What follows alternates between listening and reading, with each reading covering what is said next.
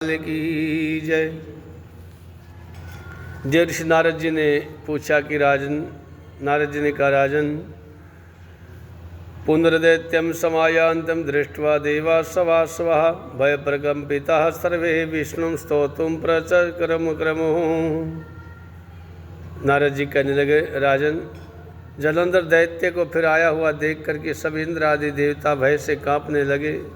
भगवान विष्णु की स्तुति करते हुए देवताओं ने कहा, नमो मत्स्य कुर्मादि नाना स्वरूप सदा भक्त कार्योदत्यार्ति हंत्रे विधातादि सर्ग सिद्धति ध्वंस कर्त्रे गदा शंख पद्मा सिंहस्तायते स्तु रमा वल्लभाया सुराणाम निहंत्रे भुजंगारी यनाय पितंबराय। कहने लगे, देवताओं, हे भगवान, आप मत्स्य कुर्म आदि कितने ही अवतार धारण करके अपने भक्तों के कार्य करने के लिए तैयार रहते हैं और सर्वदा दुखियों के दुखों का नाश करते आए हैं तथा ब्रह्मा विष्णु शिव रूप धारण करके संसार की उत्पत्ति पालन तथा संहार करते आए हैं। गदा शंख पद्म चक्र अपने हाथों में धारण किए हुए हैं। ऐसे में भगवान आपको बारंबार प्रणाम है। आप श्री लक्ष्मी जी के पति दैत्यों का विनाश करने वाले, गरुड़ की सवारी करने वाले, विघ्नों को दूर करने वाले भगवान, आपको बार बार प्रणाम है। हे विष्णु, आप दैत्यों से पीड़ित देवताओं के दुख रूपी पर्वत के लिए वज्र के समान हैं। आप शेष रूपी शैया पर शयन करते हैं। सूर्य चंद्रमा ये दोनों आपके नेत्र हैं। इस प्रकार स्वरूपधारी आपको हमारा बारंबार प्रणाम है। नारद जी ने कहा, जो प्राणी संकट को नाश करने वाले स्तोत्र का पाठ करेगा वह भगवान की कृपा से कभी दुखी नहीं होगा। देवतागण इस प्रकार भगवान विष्णु की स्तुति करने लगे। तब भगवान विष्णु को देवताओं की विपत्ति का ज्ञान हुआ।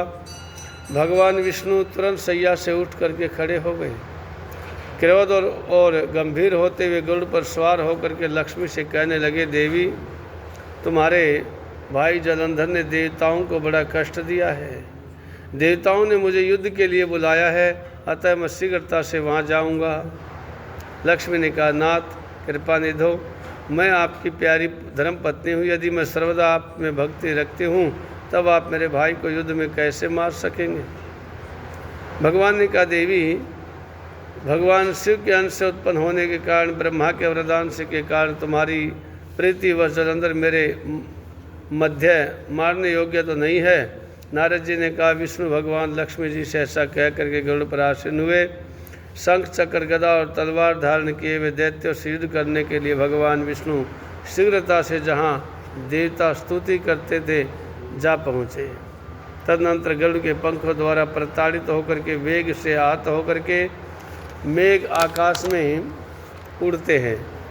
दैत्याधीश जलंधर दैत्यों को वायु से पीड़ित देख करके क्रोधित होता हुआ उछल करके भगवान विष्णु के समीप आया और भगवान विष्णु तथा जलंधर के बीच भयंकर युद्ध हुआ।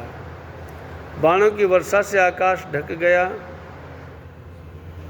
तब भगवान विष्णु ने अपने बाणों से जलंधर की पताका, छत्र, धनुष, घोड़ों को काट दिया। जलंधर की छाती पर एक बाण मारा। बाण से घायल जलंधर क्रोधित होकर के गदा को हाथ में लेकर के उछला और गरुड़ के मस्तक पर प्रहार करके उसे पृथ्वी पर गिरा दिया।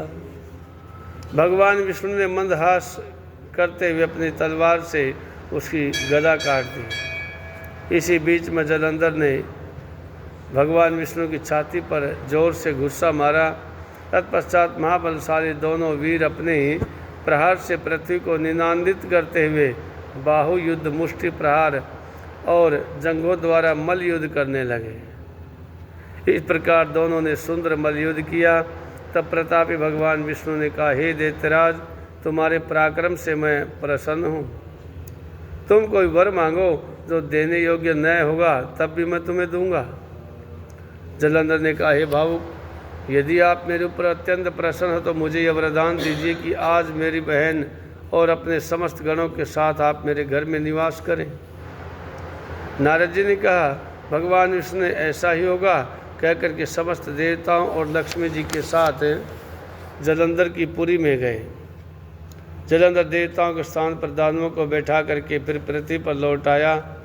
देवता गंधर्व सिद्धों के साथ पास जो श्रेष्ठ रत्न थे उन सबको अपने वश में करके सागर पुत्र जलंधर आनंद पूर्वक निवास करने लगा। पाताल लोक में महापराक्रमशाली निशुंभ को बैठा करके शेष नाग आदि को भी पृथ्वी पर ले आया। देव गंधर्व सिद्ध सर्प राक्षस मनुष्यों को अपनी प्रजा तथा अपने नागरिक बना करके तीनों लोकों पर शासन करने लगा। जलंधर देवताओं को अपने अधीन करके पुत्रों की तरह प्रजा का धर्म से पालन करने लगा। जलंधर के शासन काल में उसके राज्य का कोई भी प्राणी रोगी दुखी निर्बल दीनहीन दिखाई नहीं देता था। वह धर्मपूर्वक शासन करता। नारद जी कहते इस प्रकार जब वह नियम और धर्मपूर्वक पृथ्वी पर शासन करने लगा उसी समय मैं भी एक बार लक्ष्मी द्वारा सेवित भगवान विष्णु के दर्शन की अभिलाषा से वहाँ पर गया। इति श्री पदम पुराणे कार्तिक मास में नारदागमनम नाम एकादशोध्याय संपूर्णम। बोलिए श्री बांके बिहारी लाल की जय। श्री गौ माता की जय। अच्युतम केशवम राम नारायणम कृष्ण दामोदरम वासुदेवम हरि श्रीधरम माधवम गोपिका वल्लभम जानकी नायकम श्रीरामचंद्रम भजे।